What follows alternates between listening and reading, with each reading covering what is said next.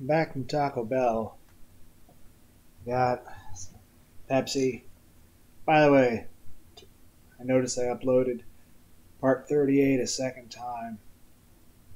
So just leaving it as is. And I uploaded part 39 and titled that part 39, the real part 39. And I put in the title just to refer to the second part 38 to know what 39's about. But I got some tacos and Crunchwrap Supreme and Mexican pizza and a spicy potato burrito taco thing. Of course, the Pepsi and mild taco sauce. I haven't eaten any of the tacos or anything yet. Did sip some of the Pepsi on the drive home and been sipping a little bit since.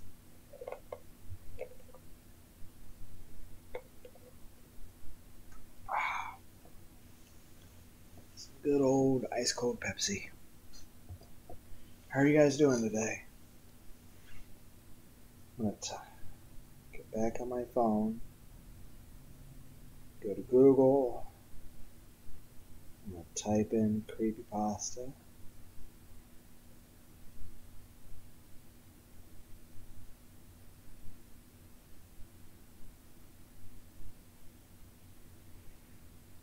Wait for my phone to load. Okay, click on the link for creepypasta.com. Wait for my phone to load.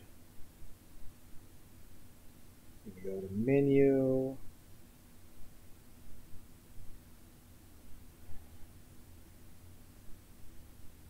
We're going to click here, Creepypasta Stories. I'll close this ad that pops up.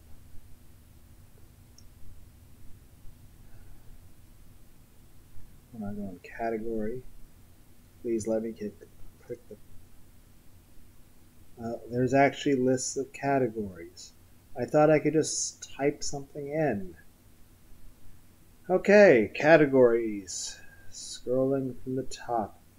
Abductions and kidnappings, animals and wildlife, apocalyptic and dystopian, artifacts and objects, based on true events, beings and entities, body horror, children and childhood, Christmas and holidays, classic horror, conspiracies and government, dark comedy, humor and parodies, dark fantasy, deaths, murders, disappearances, demons and possessions, dreams and nightmares, drugs and addictions, famous creepypastas, feels pastas, and happy endings.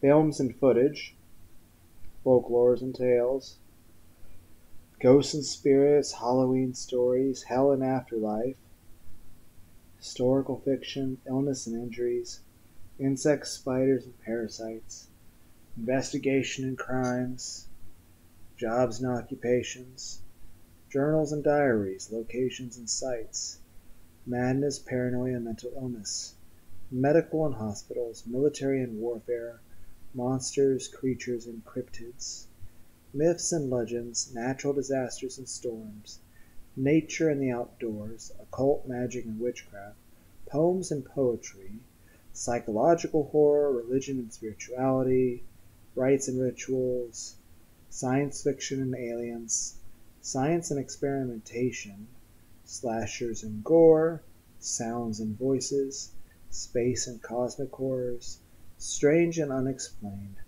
survival horror, suspense and thrillers, technology, the internet and the deep web, television and lost episodes, torture and cannibalism, toys and dolls, true scary stories, urban legends, video games and gaming, and zombies and the undead. Well, I didn't see the word clowns anywhere. Okay, we'll click back, go back to menu again, take another sip of my Pepsi. Is there a search? What is it? I just click on the creepypasta story thing and load.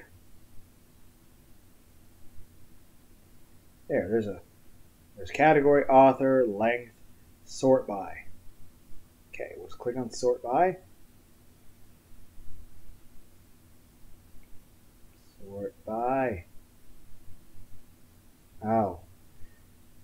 Again, you're not letting me type in it again. I just wanted to be able to type in the word clowns. You're not letting me do that. Title A to Z. Title Z to A. Date oldest, date newest, date, rating highest, rating lowest, word count smallest, word count largest. Interesting. Okay, so just, you know what? This one story by William Rain, which I know I already did one story by him, but I don't remember what it was. But you know what? Fine. It keeps popping up.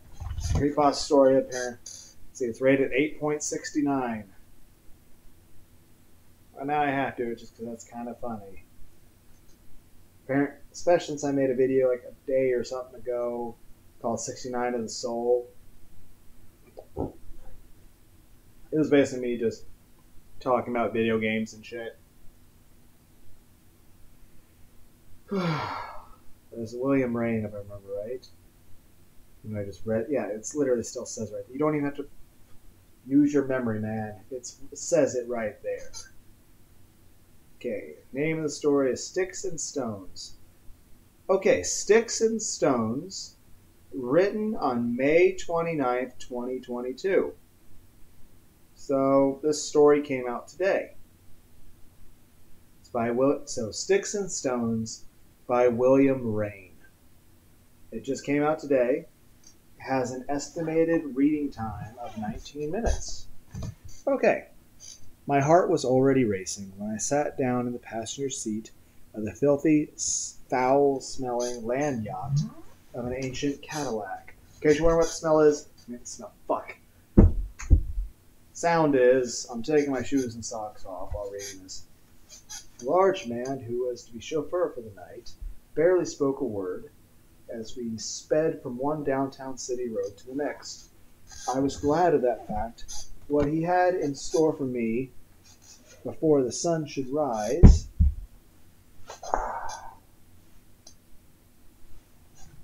again, I had no real way of knowing, but I was certain it would be nothing good.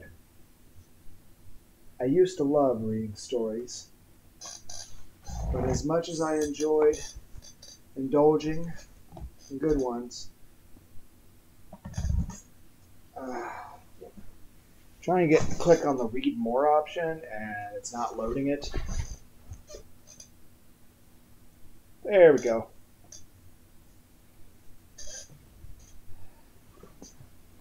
I couldn't resist picking apart those I didn't care for. I would rarely comment on the tales I enjoyed, but the ones that didn't do it for me, well, I wouldn't hold back. I made sure to point out every single little typo or error I could find while making sure the author knew how much they let me down as a reader. They say to write for an audience of one, and as far as I was concerned, I was that lone reader who was meant to be appeased by the writer. For the most part, I wouldn't get any replies to my scathing reviews, but when I did, it would almost annoy me when it was a pleasant rebuttal. Things like, "I'm sorry this didn't work for you. Perhaps next time." Or, "I know my work isn't for everyone, but thanks for taking the time to read it." I'm not going to say I was looking for a fight or anything, but friendly replies to my likely hurtful words felt almost like I was being casually dismissed. That still wouldn't stop me from letting my footnotes fly whenever I came across something not to my liking. But I couldn't have known what it would lead to. I don't imagine anyone could predict anything like this, but I wish I'd realized how much my words could hurt me, even if I didn't care how much they offended others. The writer's name was, I have no idea how to pronounce this, Viatoribus?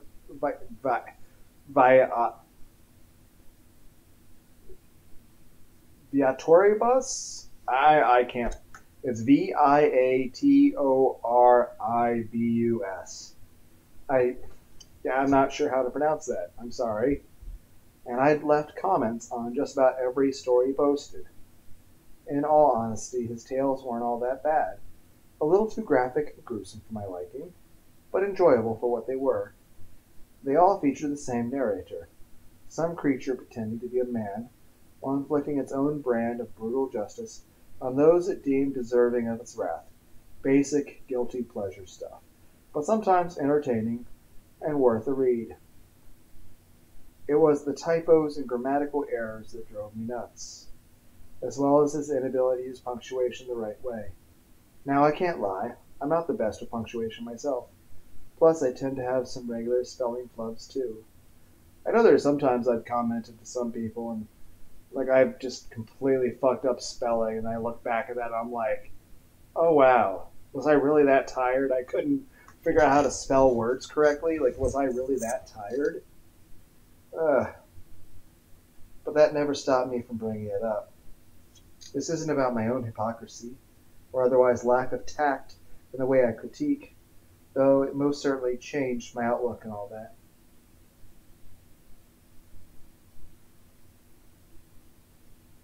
Not falling asleep because of the story. I'm falling asleep through sheer exhaustion. The story is good so far. I'm just...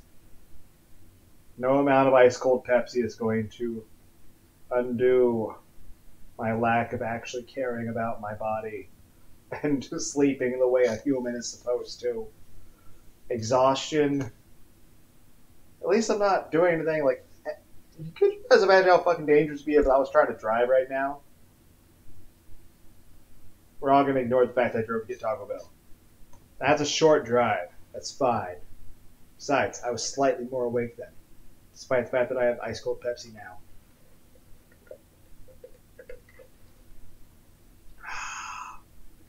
Is it odd that when I tilt the Pepsi to drink through the straw, the lid underneath leaked a little bit of Pepsi on my nipple?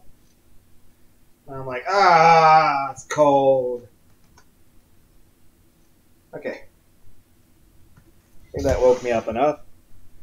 I had a pretty rough day when I came across his most recent story. I was in an awful mood, not exactly up to reading some gory fiction, but I did anyway. It was so damn long-winded, filled with gratuitous violence and swearing, and just all around painful to read at the time. I did finish it, though. Plus, I even found myself on the edge of my seat a time or two. But all in all, it wasn't my cup of tea. Not the kind I liked to drink when I was in this sort of mood anyway. Being the most important of all his respective readers, I tore it to shreds. Don't even get me started on the steaming pile of illiterate crap. Verbose, drawn out, slog to read through, filled to the brim with unnecessary and juvenile swearing, and all around insulting to anyone with a modicum of intelligence. The author likely lives within his parents' basement, listens to heavy metal music, and has never even had any sort of meaningful relationship with anyone other than his pillow. You should be ashamed of yourself for this, and I feel dumber for having endured reading it. I feel Adam Sandler from the movie like Billy Madison, like a simple no would have sufficed. Damn. It's like, that's just like, you're not even attacking the story really, you're attacking the author. It's really wrong. Hurtful. Was it necessary to outright insult the guy? No. Yeah, or even goes on, of course not. But that didn't stop me. I genuinely think the story was that god-awful. Not at all. Any other day I would have likely enjoyed it. Left a few mildly scathing remarks, and went on with my day. Between not sleeping much the night before and getting treated like an indentured servant by my boss, I used this poor guy as an outlet for my own misery. I wouldn't admit that to myself at the time, but I realize now the error of my ways, even if it is too little too late. For the next few hours I kept checking back on my comment to see if it had garnered a response. It almost frustrated me that it had gotten a handful of thumbs downs, but not a word from the author. Not at first, anyway. I was still grouchy when I made one last look to see what the writer had indeed left a reply. I almost felt my My mouth water after reading his short response. You can do better? I instantly felt my face getting warm, as though he had the nerve to even ask such an outlandish thing. Of course I can. I could write better than this slog with one arm tied behind my back. Oh my. I see where the. Oh, and of course my phone logged out of it. I swear it's got to have some sort of timing thing on the site. Like if you stay on it for too long, it just kicks you off. Which is odd. Why do you have that, creepypasta.com? Why is that a thing? Is that a feature somebody wanted? If so, why? I know. People probably read these things nonstop and they probably fall asleep while reading them. And you guys probably don't want too many people on at a time to crash a server.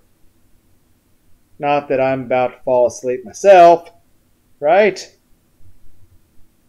At least it popped back up to this one immediately again. Latest creepypasta. So yeah, this story just wow, I can't talk. I have the Pepsi here. That's caffeine and sugar. That should be enough to keep me awake, even though I should be asleep.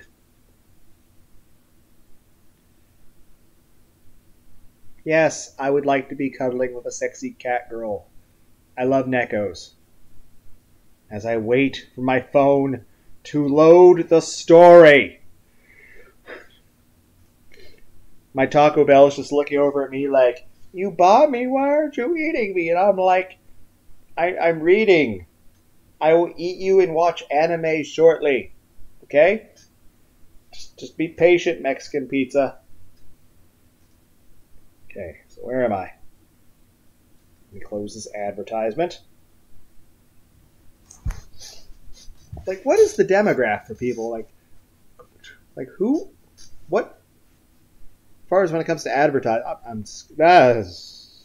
wow. I can I not form a coherent thought right now?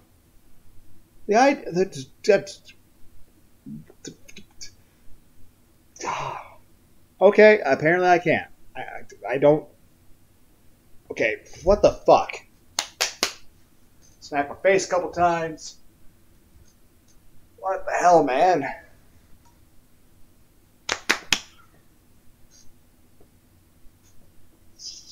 Are you really that tired? Come on, you can stay awake a little longer.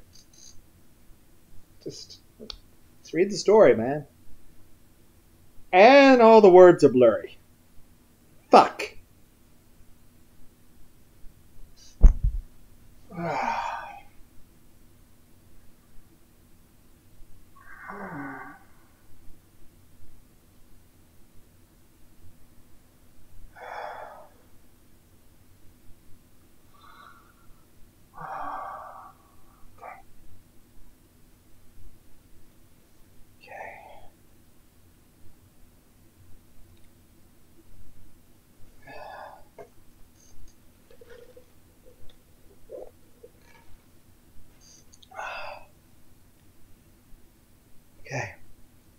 Okay, I think we're better. Okay.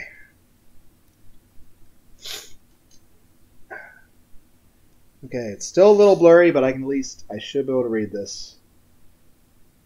Okay, yeah, it's a little better.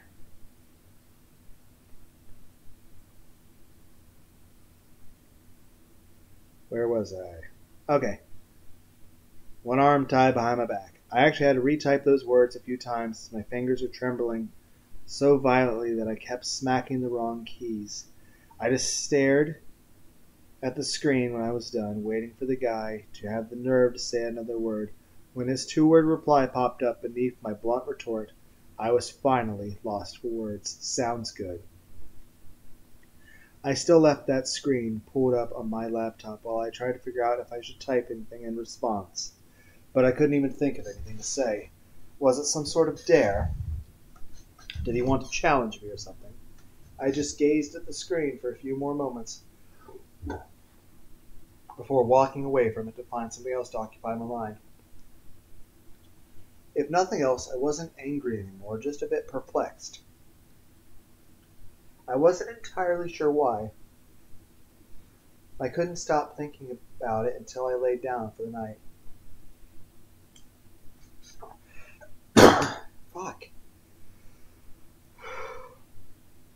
had only been asleep for maybe 2 hours when the pounding of my front door caused my eyes to blink back to life. I groggily pulled my phone from my nightstand to check on the time, instantly lighting a fire beneath me when the heavy knocking repeated. Knock, knock, hept, fuck! Heavy knocking repeated. I threw the blanket off my body, cursing under my breath as I pushed my bedroom door open so hard I cracked the drywall when the knob smacked against it. "Do you have any idea what time it is?" I said after yanking the front door open, with even more aggravation than I had the one that led to my bedroom. "How do?" the greasy-looking man in a long trench coat asked, pissed off and tired. "What do you want?" I felt my back tense up when I finally allowed my eyes to raise to meet the face of the hulking man. He was somewhat unusual looking, though I couldn't quite put my finger on what it was about him that made me feel that way. He appeared to be maybe in his mid to late 40s. Shoulder length, messy and knotted brown hair, with light streams of gray, thick beard stubble, and a very weathered-looking face. His crow's feet had crow's feet, and his cheeks appeared almost sunken and perhaps lightly scarred. He looked to have a solid build and stood about a half a foot taller than me. I think it was his clothes that made him appear more out of place. His dark gray trench coat was thick and almost business-looking, though worn in places and speckled with a variety of stains. His striped blue jeans came down to where they tucked into pointed black cowboy boots, which were also in fairly rough shape, with duct tape holding them together in some places. He wore a red and white checkered shirt, unbuttoned halfway down to reveal a black t-shirt with small holes throughout. He had 5 necklaces, 2 gold, 1 silver, and 2 with brown leather cords. Whatever hung from them I could not see, as they were hidden below where his shirt was buttoned, and there was also the dusty bowler hat. Bowler hat? I'm drawing a blank as to what that is. Well, the next line kind of adds some sense to that. There was also the dusty bowler hat upon his head, which is something you just don't see that often anymore. I mean, you must not, because I can't even remember what that looks like. I'm trying to think, but there's no images coming to mind. Don't suppose I could come on in, could I? His voice sounded either Southern or Cajun a bit, worn and graveled, yet strong in his tone. Don't suppose you can, I replied, wrapping my fingers around the open door in preparation for slamming it in the stranger's face. Ah, come on now, don't be like... Okay, it's supposed to be the word that, but it's in an apostrophe and AT. Don't be like at. So it's like an accent thing. I am too tired. But I am also too stubborn to quit halfway through a story. He gave me a wide grin, revealing yellowed and chipped teeth, except for one golden canine, and the other one made of silver. Okay, we're done here. Have a good night. As I made to close the door, he quickly pushed past me, swatting the door from my grip. Hey, I bellowed it instantly, stomping after the man, who now has his back turned to me. I grabbed his shoulder to spin him around to face me, but he wouldn't budge. He wouldn't budge. Well, it was more like I couldn't budge him. Not even a little. His body didn't even shift. He just turned his head to give me a sideways look, with the one eye that faced me, along with a crooked smile. You can start something if you want, but it might be better if we could just talk a little bit. What do you want? I asked, pulling my hand from his shoulder as my fingers began to tremble. He raised his eyebrows with a tilt of his head, gesturing toward the couch and chairs in the living room. He practically dropped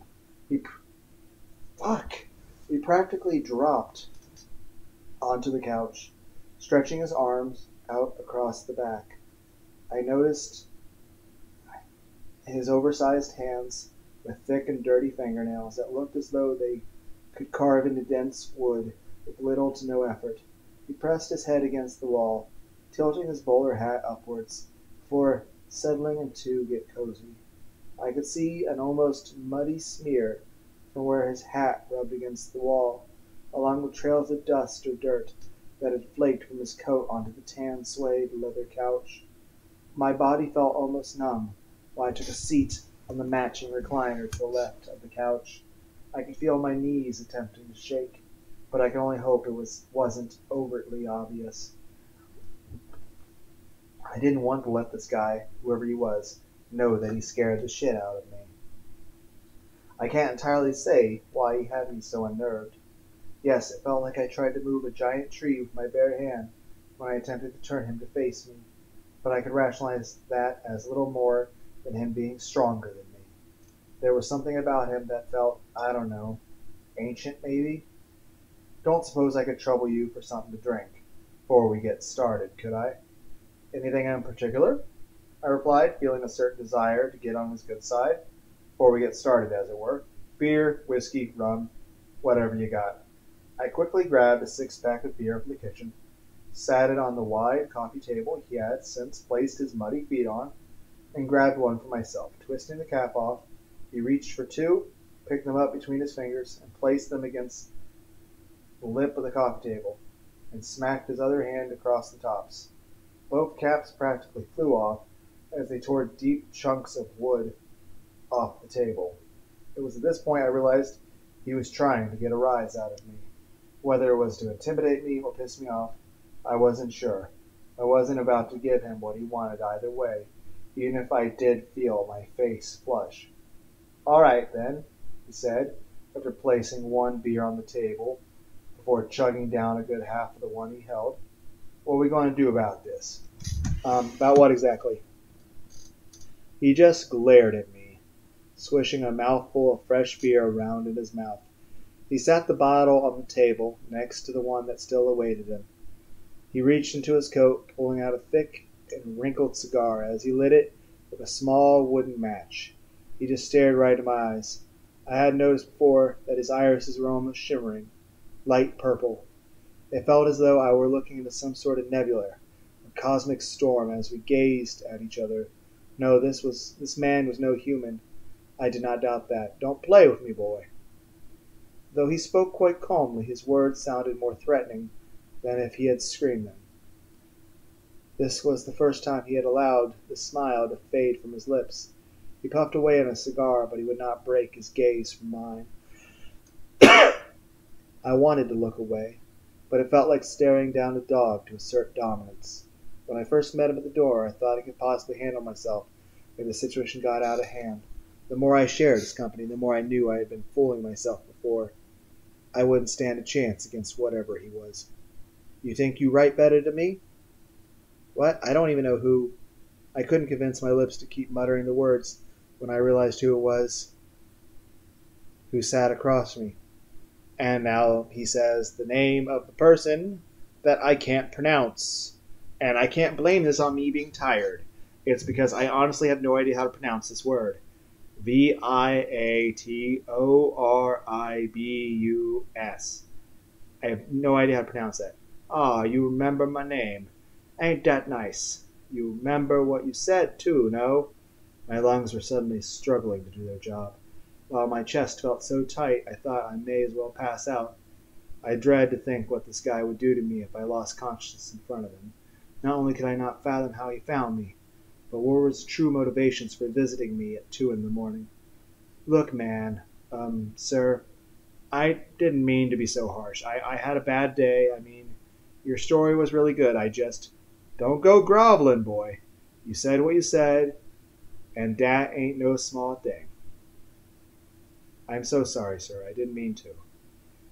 Ain't that part what brung me here? Kid, ain't that part that brought me here, kid. 'Twas the other. He raised his eyebrows, smiled wide, and winked when he said that, making me feel strangely more on edge than I already did. I can't lie, this guy had me terrified. Not only did it look like one scratch of those gnarly fingernails would be likely to give me Ebola or something, but he looked like he could effortlessly tear me in two, if he had the urge to. I remember a board game called Ebola Monkey Hunt. I remember playing it back in 2002. Does anybody else remember that game? He almost appeared more like a beast than man. There was something almost feral about him, something hungry. The other part? You said you could do better. Remember? I didn't mean to, sir. I was rude and cold and just a complete asshole. I swear I ain't nothing to get worked up for, boy. But you is gonna go for a ride with me, and when you get back, you're gonna write about what you seen. You hear me?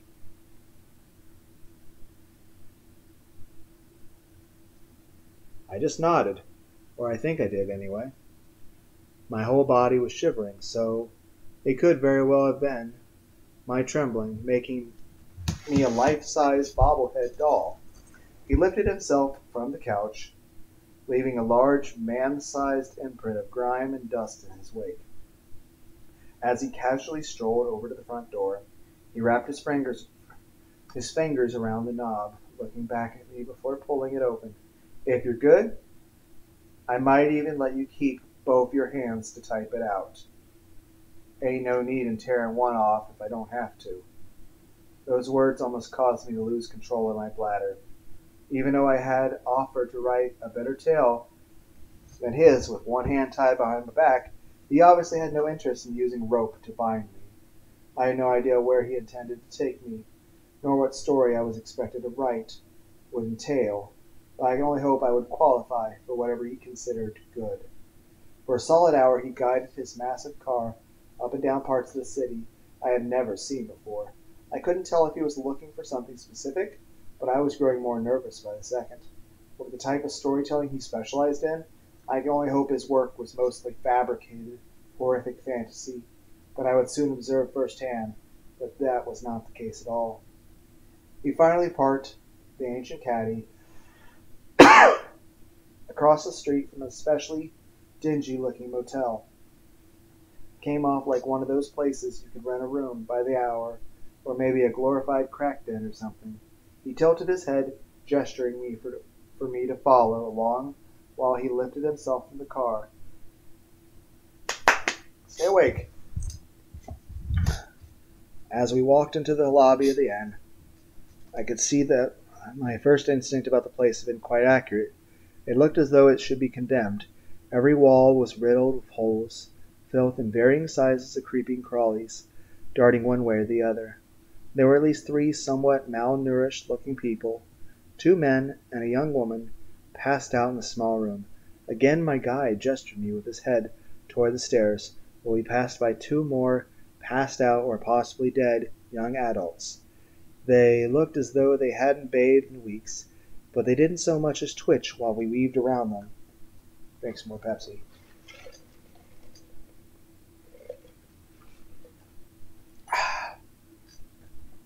After climbing about 3 floors worth of steps, navigating down and across a few short hallways, each lined with more individuals in various stages of chemically induced bliss, the big guy pushed open a door to one of the rooms. It was distinctly different from the rest of what I had seen. Brightly lit, well furnished, and it actually smelled quite nice. It was about 3 times the size of the lobby, and held about 10 or so perfectly healthy-looking and fully sober men, along with 4 women I couldn't help but assume to be working girls. I don't mean to sound presumptuous or anything, but the women were all dressed quite scantily, while they fawned over the well-dressed men. Again, not to make assumptions, but everything about these guys read like mob enforcers, or otherwise less than legally inclined individuals. The 2 slender, older men toward the rear of the room, counting and arranging stacks of cash, didn't exactly make me think I was judging too harshly either. While I followed my guide across the room towards a few important-looking men sharing a couch with one of the girls, each head turned to face us as we walked by. When we got close to where the guy was, who I would assume to be the boss, sat, I noticed that some of those we had strolled past had closed the gap between us, and as we neared the man on the classy love seat, Another guy, a little bigger than my guide, got in his face. "You don't belong here. Turn around. Forget what you've seen here, and all will be—" His words were silenced quickly when the big guy quickly butted his head against that of the bodyguard. That one hit knocked him out cold, inspiring the others in the room to move in closer. "How do?" my guide asked, tipping his dusty bowler hat to the distinguished-looking older man in the neatly pressed suit. "Do I know you?" the man asked, waving his hand toward those who now walked up beside us. I was growing more terrified by the second. At first, my only concern was that my taxi driver for the night was planning to leave me bleeding in a ditch somewhere. But now I had no doubt I was about to get plugged by a couple of professionals. In all honesty, I could have worded that a lot better. But how often does one get a chance to say something like that? "No, sir, I can't say dat you does. But I certainly would appreciate you hearing me out." The big guy pulled off his bowler hat, trailing a slender cloud of dust behind it. He seemed to be showing a good deal of respect to the older guy, but I had to believe the two beside us and the three to our rear, with their guns drawn, were a factor in that. They were most definitely the major influence on my heart, attempting to beat free from my chest. While I was shaking like a leaf in a tornado, my guide looked as composed as if he were just shopping for hot dog buns. "Go ahead, then, but don't waste my time." "Much obliged," he said, placing the hat back on his head.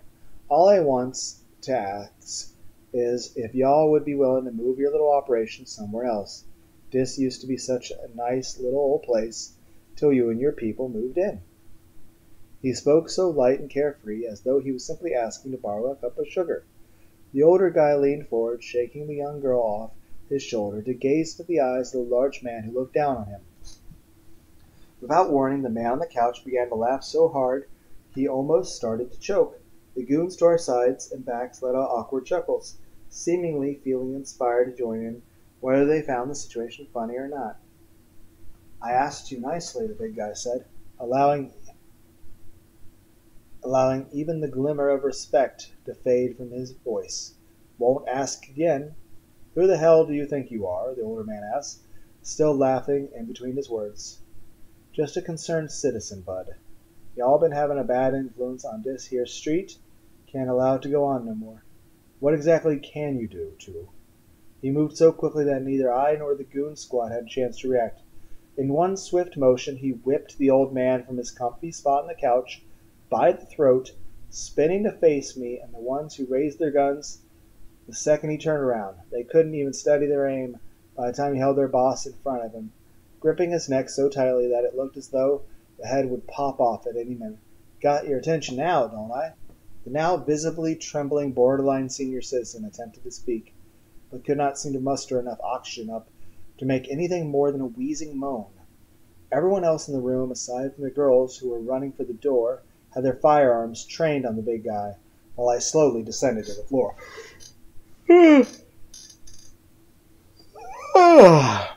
Fuck. "So y'all are going to be vacating the premises, or do I gotta evict you right here and now?"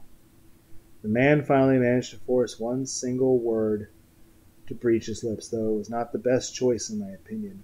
I may have been little more than a terrified observer of this madness, but even I knew he made the wrong decision.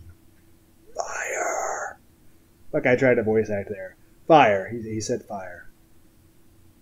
The two men who had crept up behind where the big guy stood unleashed a barrage of bullets into his back. I curled up as a tiny ball as my body could form, but I still winced at the sound of the lead tearing into the meat of my chauffeur. When the echoing gunfire fell silent, I allowed myself to glare up to see what was left of him.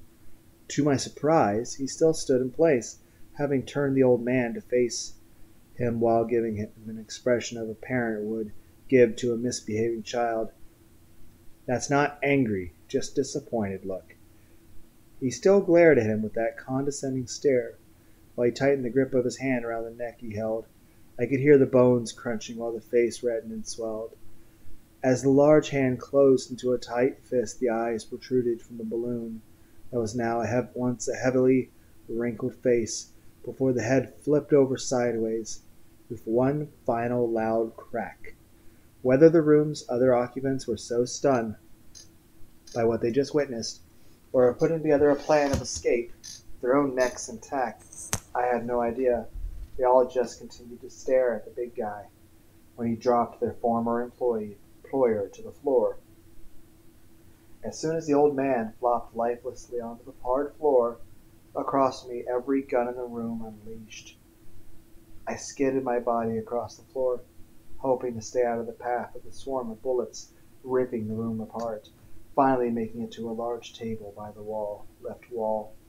I couldn't make out any more than a blurry shape as the big guy darted from one of the attackers to next. The words are getting blurry here too. But fuck. I saw him briefly when he stopped for long enough to tear through one throat before moving on to the next. I was wanting to read those other books that I talked about in the previous parts, but I'm going to have to sleep after this. One by one, the well-dressed goons hit the ground, each gushing bodily fluids from deep and grizzled gashes across their face, chests, and necks. I watched on as the crowd thinned, giving my guide a chance to take his time a little more, no longer making quick work of the poor bastards. Of the three that remained, he wrapped his large right hand around the top of the first one's head, charging toward the next in line, still dragging the man by his scalp.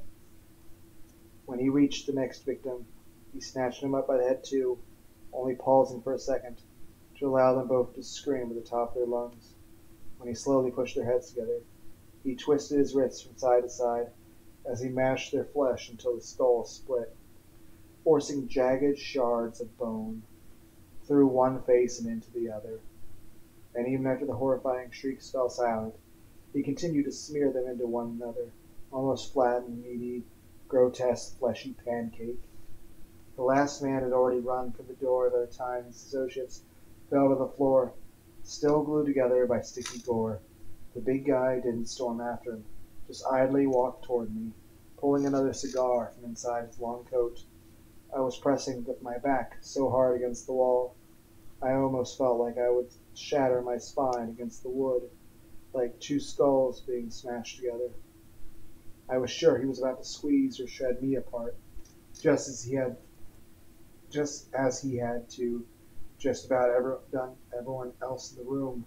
But he just stood in place when he got to the table I was hiding beneath, while still trying to push through the wall beside me.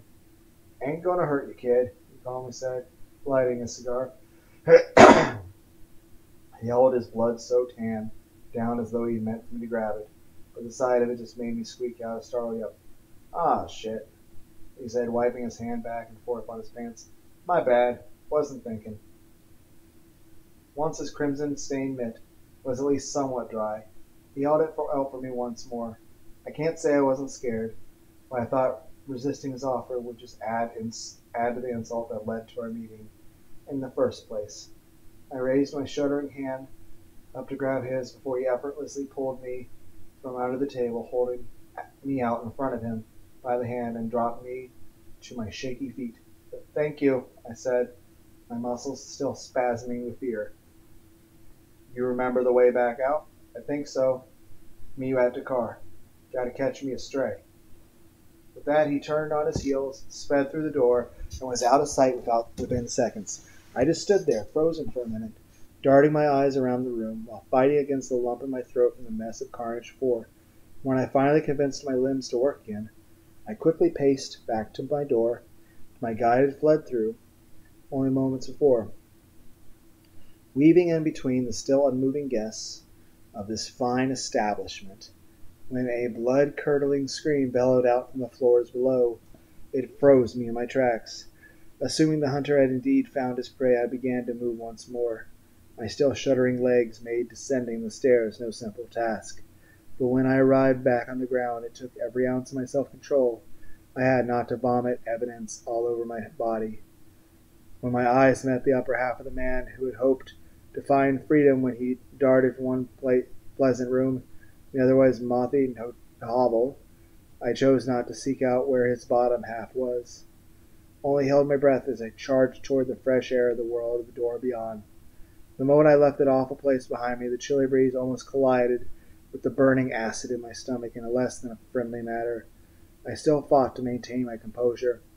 Even the old caddy on the other side of the road revved its engine one good time, instantly pulling my attention back to the fact that my chaotic night may not be over just yet. Feeling my guts bubbling over, I ran as quickly as I could toward the land yacht. You know, I'm going to have to, when I get done with this story, I'm just going to take all the Taco Bell and just put it in the fridge and eat it later. I'm going to pass the fuck out. Honestly, I might just curl up the bag of Taco Bell, put it on a chair in my room, and eat it when I wake up. I don't think I go down the fucking stairs right now. Falling on my knees and retching into the breakdown lane before I could even think about stopping it. I was still buckled over, gasping for breath, when the passenger door across from me opened. "You alright, kid?" "I'm good, thank you," I replied, still dry heaving. When I finally composed myself as much as I could hope to, I climbed into the stretched out Cadillac, without a word, clicked my seatbelt buckle, and stared vacantly through the filthy glass, feeling the eyes of the stranger carving into me. I turned to see him cocked to one side in his seat, gazing at me with a smirk on his face. When he moved his arm, I winced and tensed up, but he just patted me on the chest with a look of something resembling pride on his face. "You done good, kid."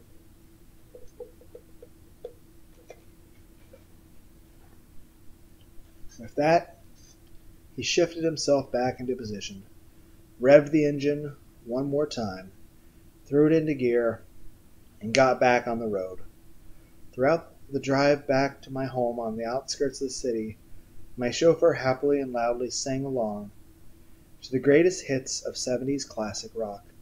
I almost began to feel a little more comfortable, and even a little bit thankful to still be alive until I took in the grim nature of his gleeful and celebratory karaoke.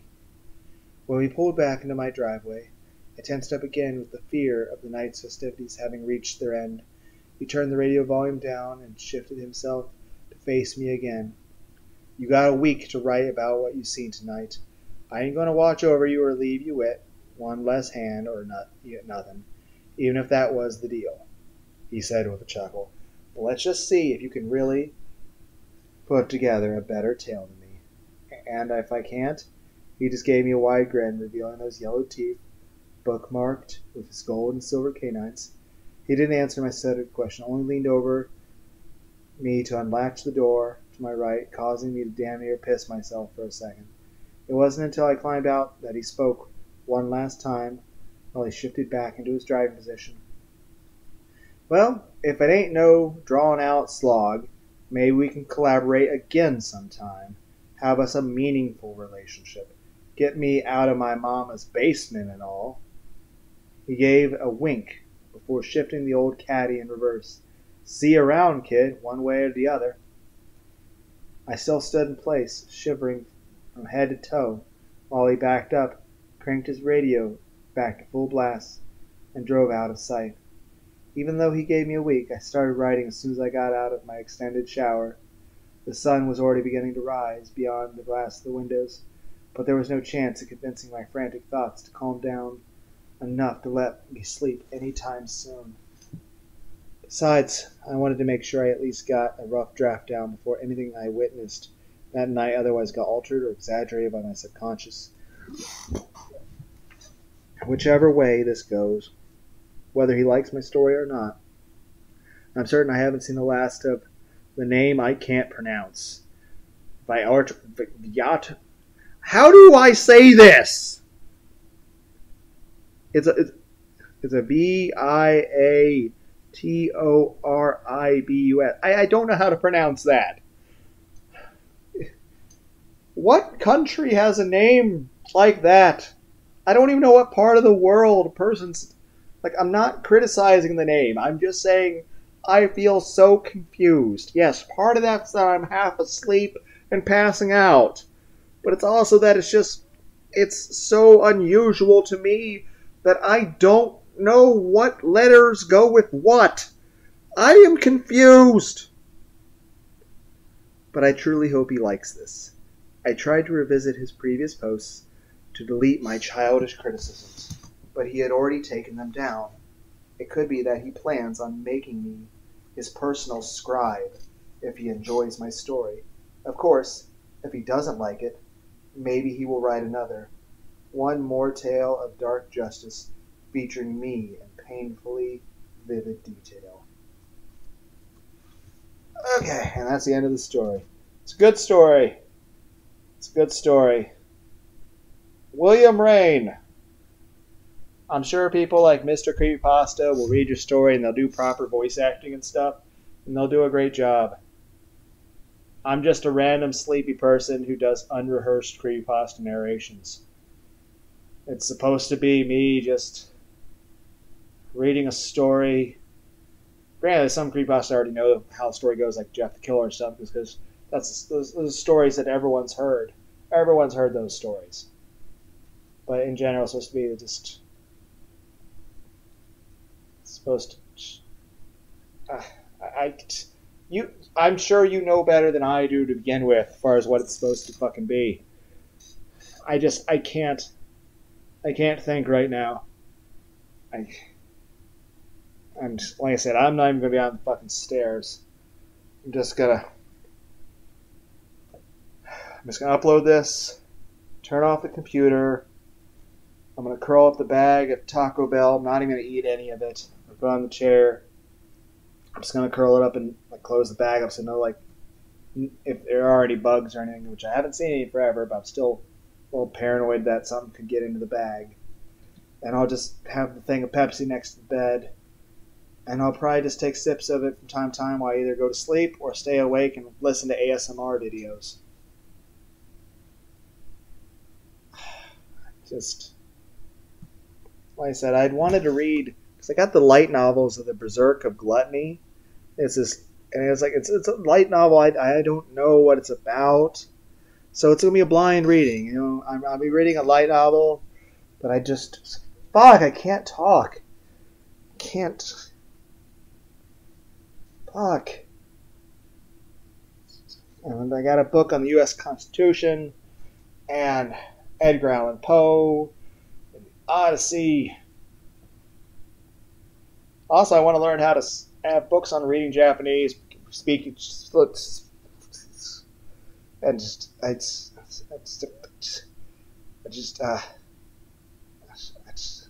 I know it's frivolous. I know I'll be.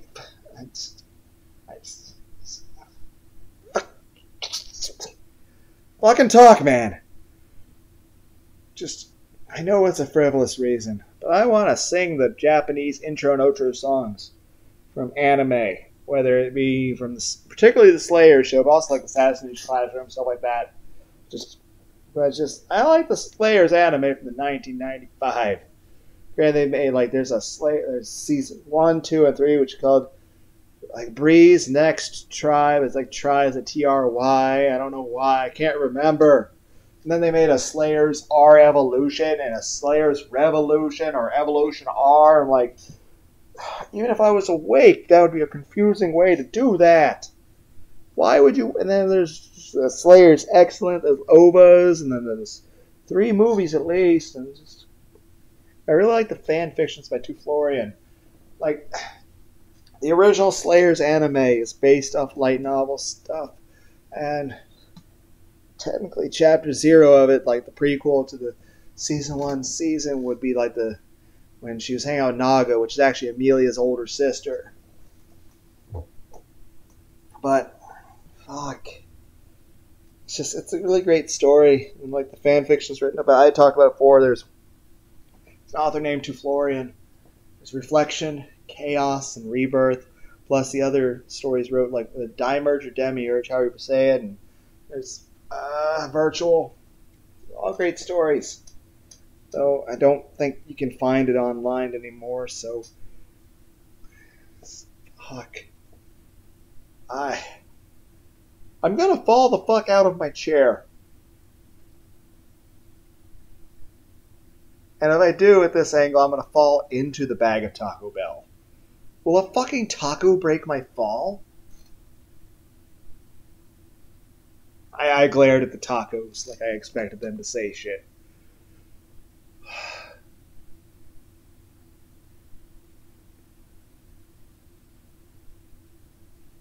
Now I'm just staring at my guitar, feeling disappointed having not really played it much lately.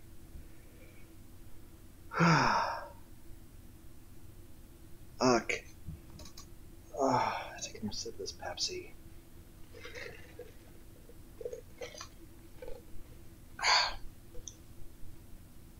Fuck. Yeah, I'm too tired to go back down the stairs and put this shit in the fridge. I'll just I'll just close up the bag, sit on the chair, turn everything off. I'll probably plug some earbuds or headphones or something into my phone and listen to some ASMR while I lay in my bed in the dark with the fans pointed at me, listening to some ASMR and sipping on some Pepsi. And then after I nap for a while, get up, eat some Taco Bell, watch some anime. But